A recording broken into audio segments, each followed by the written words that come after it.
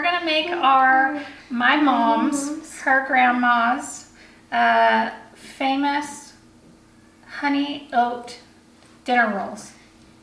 Do you like them? Yes, I love them. They're super, super good. They're the best thing I've ever eaten. Yes. Don't tell my mom we're making this because it's her recipe. We're stealing it from her. We are stealing it from her. So I have my daughter here. She's helping. She's getting weird about how tall she is. She is on a stool and she just wants you to know she's not really this tall. She's getting weird about it. It's weird. Okay, so we're gonna start out with 1 cup of warm water. You want your water to be like bathtub temperature, no warmer than what you can stick your finger in comfortably because you'll kill your yeast and nobody likes dead yeast. So we're gonna add our water to our bowl, and then we want 1 tablespoon of dry active yeast. You can add that in. We're gonna wait a few minutes and let this kind of pre-proof. So your yeast is gonna get a little foam on the top of it. You don't have to wait too long, but you wanna do that both to start activating your yeast and also it kind of tells you if it's dead or if it's alive. I've been baking bread since I was Kinley's age, and I've never ever had a dead yeast, but you never know. I buy my yeast at the Winco, and I buy it in the big containers of yeast, and then I freeze it? Yeah, I put it in like one of these, and like a small one, and I put it in the freezer, and it lasts for years. So once your yeast looks slightly foamy on top, it's not gonna like rise or get, I don't know if you can see it, crazy bubbly or anything like that. It's just gonna slightly foam on the top. It doesn't take very long. Then you're gonna add your salt. You're gonna add oil. That was 1 tablespoon of salt.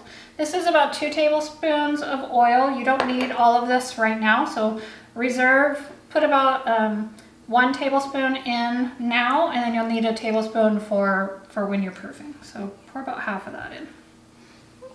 I'm gonna use my spoon because I don't trust myself. It doesn't have to be perfect. Get a little more in there. Don't trust myself, so. I trust you. That's very loud. Then you're gonna want about 1/8 of a cup of honey. Whatever honey you like. There's a lot of weird honey on the market that says that it's honey, but it's not, so check your ingredients. This one, honey. You can use sugar, but honey's better for this recipe because it's oat honey. We like to get, well, we have really bubbly honey, so most honey is bubbly.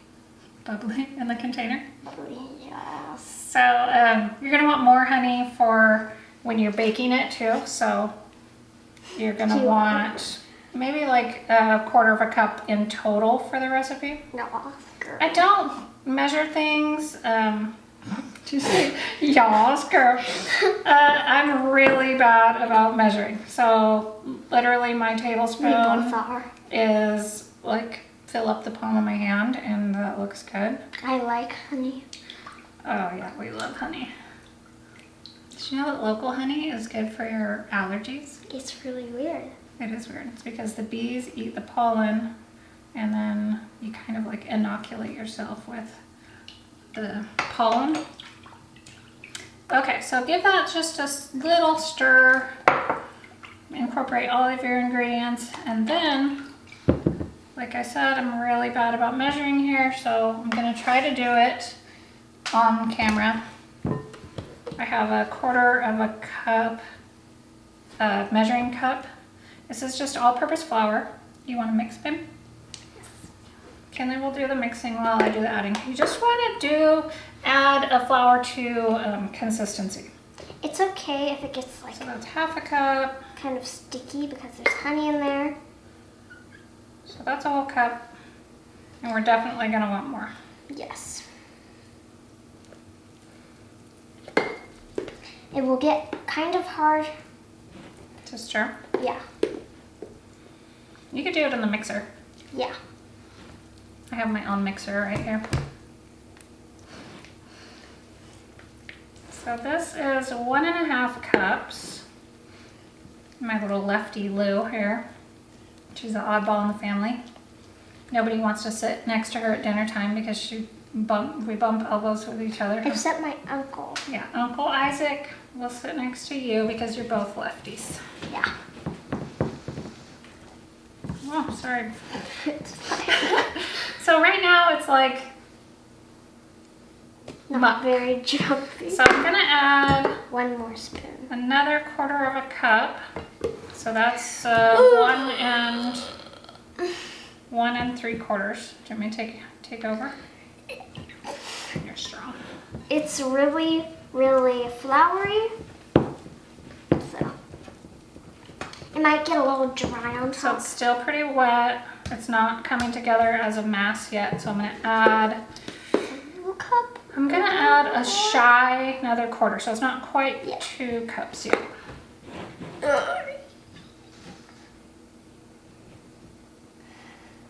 Sorry about that creaking noise. It's the door, the wind. My son and my daughter also can never manage to close our front door. So it's always popping. Hey, it's the wind. Don't. And then we have this one little neighbor girl who doesn't knock. She just comes in. It's so cute. She's just like, hey guys, I'm here. We love it. It's not a bad thing. We have tons of kids in our neighborhood. So our kids are not neglected in the way of children to play with. Okay, so we have this kind of lumpy, sticky Weird mess. stuff. Yeah, it's kind of weird. It's kind of like dough, but it isn't really dough. It's really wet still, so I'm Really going to just wet. keep adding. So now I probably have 2 cups in there. You really want to do the last bit of adding on the countertop. Yeah. So that you don't get overly floured. The overly floured dough is super dense. It won't rise right. It's not going to be like those light, fluffy, beautiful. And you don't want that. No, you don't want that. You don't want to put your dough fingers in the. Do. So then you just start to knead. So I knead with the Dough palm fingers. of my hand. Try to get it off of your fingers. It doesn't look like you knead with your palm of your hand. See, it's my palm too. And then just add more flour as you knead it. You like my dad joke? You need more flour. Yes. So get it off your hand as much as you can by just getting some dry flour on your hand and just, oh, I'm making a mess. And then I'll let you in. Just let me make it not super sticky so that you don't have a problem. Yeah. My eyeball. It's still real sticky, so when I push it down, it sticks to my hand like that. Then I was the Just floor. keep your hands floured and keep rubbing that dough off of your hands. So just reach in, grab some. You can keep a little bowl if you don't like reaching into your flour. You still have to reach in, don't you? I'm always reaching in. I have no boundaries when it comes to reaching in. You're just reaching in. I'm a very hands-on cook. Literally. Literally. Just get my fingers all up in there. So if you get too much flour or if you get dough stuck to your countertop, just Rub it off. rub it off.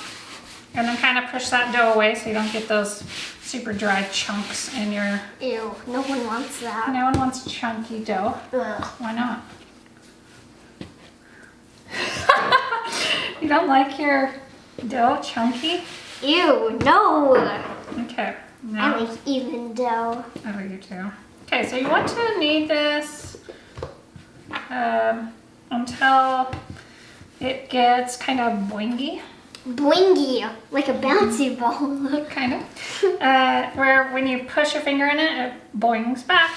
So I'm gonna let Kinley knead this for a while. Get your hands floured, Ken. Yeah.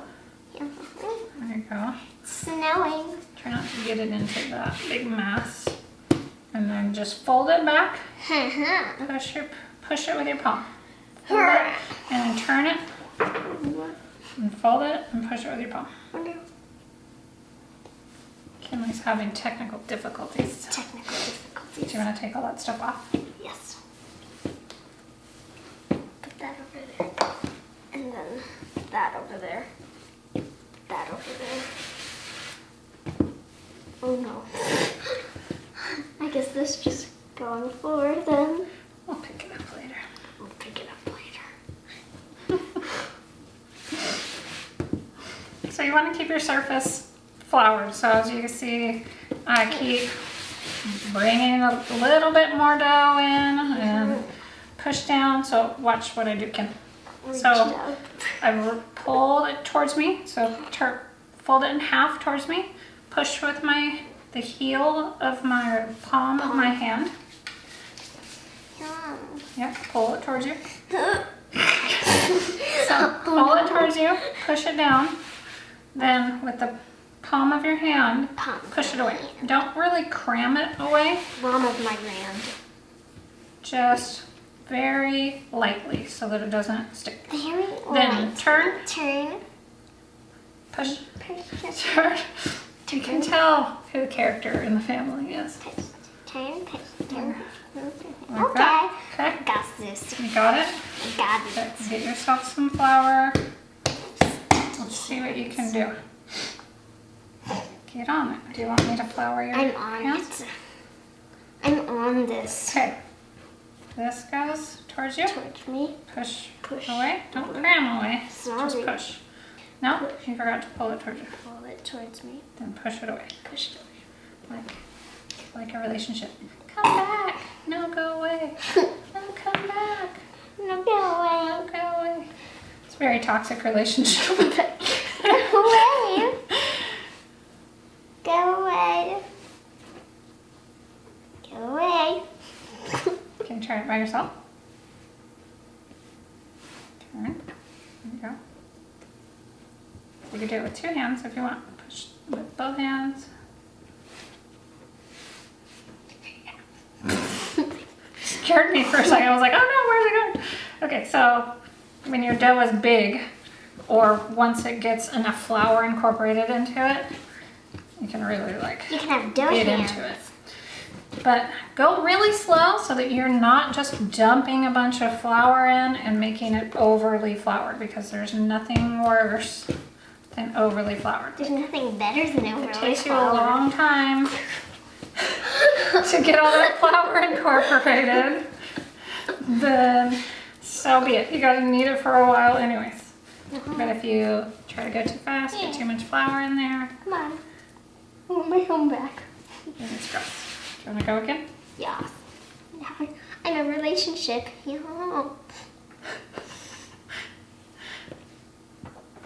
Don't be scared to get in there. I'm not.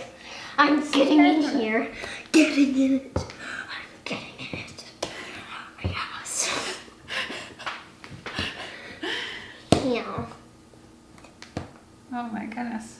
If you're crazy like Ken, then it's gonna be a huge mess all over the table.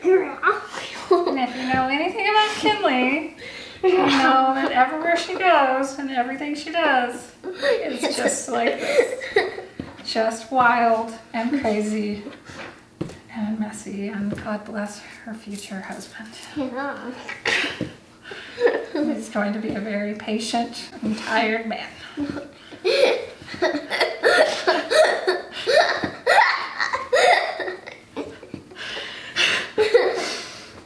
Alright, so Dough hands. it's still just a tiny bit tacky, which is good. We haven't overly floured our dough. I'll just keep adding little tiny bits and little tiny bits. And Kinley keeps removing bits. So I think right now we're where we want to be. with texture. So if I push it down, it springs back up. So It's now like I'm going slow to. rising squishy. It is like a slow rising squishy. Now I'm going to rinse out the bowl that we used to make this in, and I'll be right back. The water's kind of loud, so I'm just going to do it off camera. Hello, I'm back. I'm Dorker McDorkson, and I have my dough in my bowl. And I have my oil and my flour. Ooh.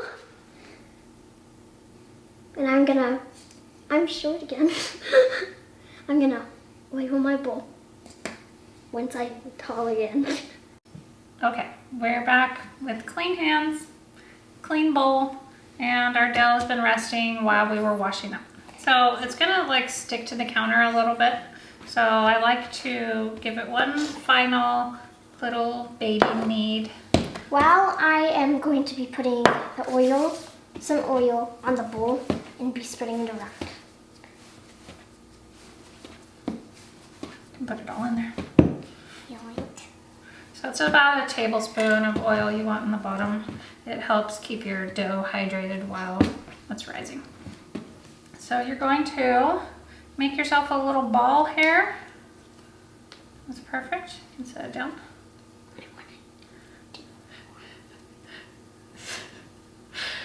You can set it down now.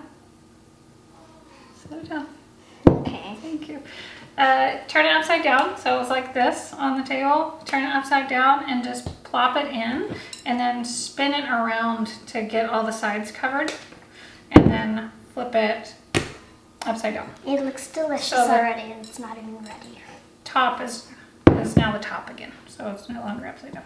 So I'm gonna stick a tea towel on this, and it's gonna sit here for about an hour or two, depending on how warm your house is. But I'll check back in an hour and show you where ours is. It should double in size, so Yeah. it's gonna get nice and puffy. It's gonna be. Yeah, sometimes it'll dome up over. She's gonna be thick. She's. Oh, Lord help me. Okay, so I'll see you in about an hour. All right, it's been about an hour. My sidekick has left me, and she's running around the neighborhood somewhere. I'm not sure where she is. So I'm going to proceed without her. She might show up, but we'll see. So my dough looks like this now. It's doubled or more in my bowl here. And I'm going to punch it down to get some of that air out.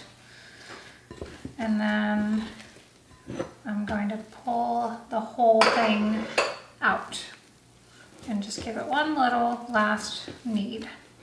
My oven's preheating at 375, and I'm gonna cook these in a cast iron pan, but you can cook them in whatever you like. For some reason, I just love cooking in cast iron. So to get an even amount of these, you can cut them with a bench scraper or a knife or whatever you have, or just squeeze them with your fingers till they look about even. Guys, a little bigger. Feel even, look pretty even. Then I'm gonna make 3 of these. You can put a little bit of oil on your hands if you're having sticking issues. Or you can just roll with it. There should be a little bit of leftover oil just on the bread from you putting that in your bowl when you were proofing. I'm gonna put a little bit of oil in my cast iron pan. You can use parchment paper, which I absolutely am such a huge advocate for parchment paper. I get everyone around me to use it. I adore it, but in cast iron, I don't really use it. So now we have 6 of these rolls, and we need to shape them. So there's multiple ways to shape. My preference is just to leave them on the counter, pull them towards you. So get like a nice dry spot on the counter and just pull them. You can do 2 at a time if you get fancy with it. But you're basically just sliding the dough, the front of the dough towards you, and it's going to curl under itself like that. And then pull it towards you, and then pull it this way, and then pull it that way, and do it until you have a really nice taut type lid or dome shape to your dough. So you want the top of it to be nice and round and firm. So you're just going to do that to all of your rolls.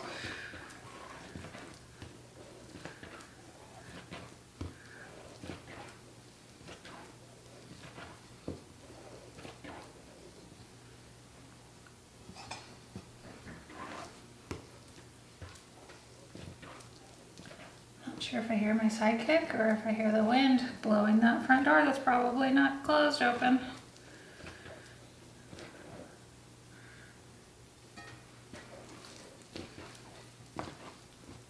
So just pull it towards you, turn it, pull it towards you, turn it, pull it towards you. And then you have this perfect little shaped roll. Pull, pull, pull. You can pick it up and put it back if you still need to pull it, and then boop.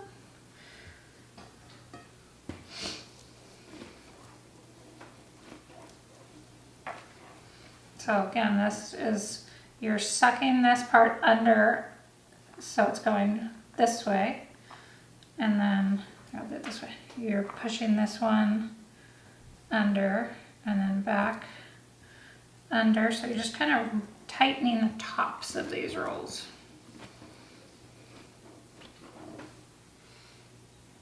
Okay, so here they are in our pan. Could probably use a smaller pan. Let's see, what do I got?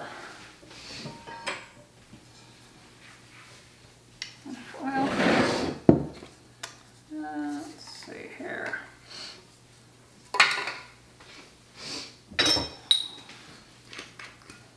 Just gonna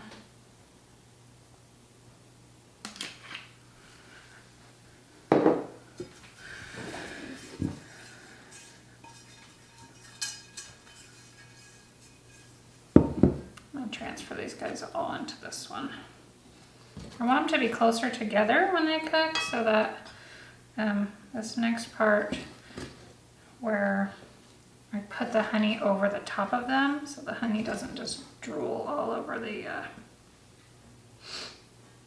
I want it on the rolls and not on the pan, basically. No, I might even switch to that one. Usually I double this recipe, so it's, I am gonna switch to that one. How many pans can I oil today? Yeah, I've got a little pan. So if you don't double the recipe, you want your small pan. If you do double it, your big one's gonna work. I'm sure my cast irons like getting oiled. Transfer them again. Since I keep picking them up, I'm just gonna give them one more little shaping, because I don't know what I'm doing right now. It's hard to cook without my sidekick. I don't know what I'm doing.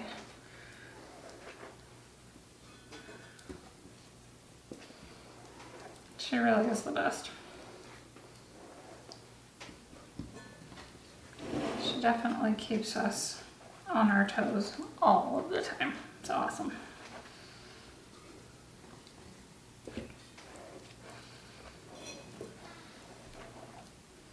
Okay, yeah, that looks way better in the small pan.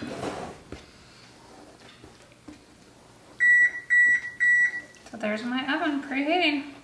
I'm gonna let these proof for about 30 minutes to an hour.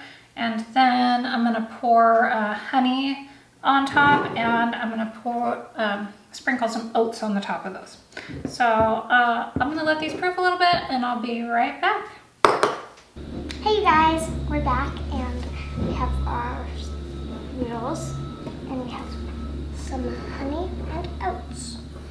Sorry about the the noise. My husband is home and we are landscaping our backyard, and he has a skid steer back there going crazy right now. So excuse for the beeping. We are gonna pour some honey. Use your taste buds, use however much or however little you want to use. We love honey here. And just drizzle it on.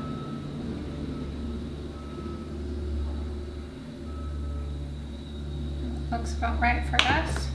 Let's put a tiny bit more. Go on this side.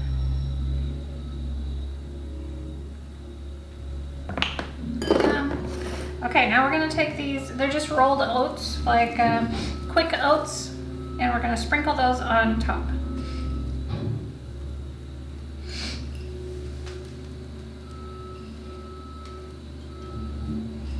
Use as many as you like. We're gonna use like basically all of ours. Okay, that's perfect. Okay, so our finished product looks a bit like this. And we're gonna bake these for about 20-25 minutes, just until the tops are really golden brown and the house smells incredible. So we'll let you know what those look like in just a few minutes.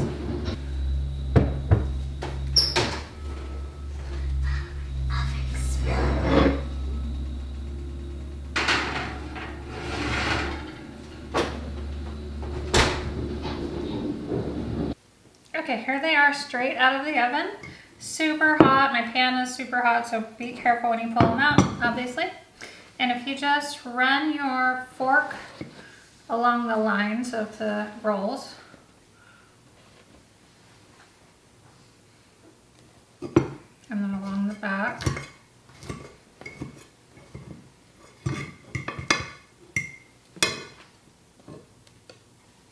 they're just gonna pop right out. So to serve them, we like to drizzle them again. Again, we love honey in the family. Again. Just a little bit. Just a little bit this time. And then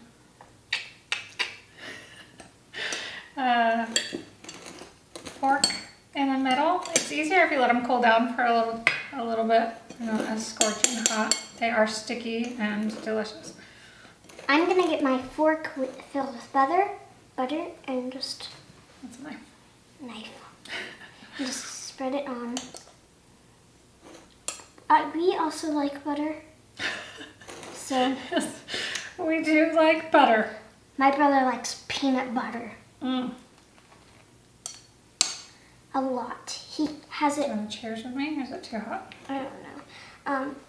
He has peanut butter and ice cream.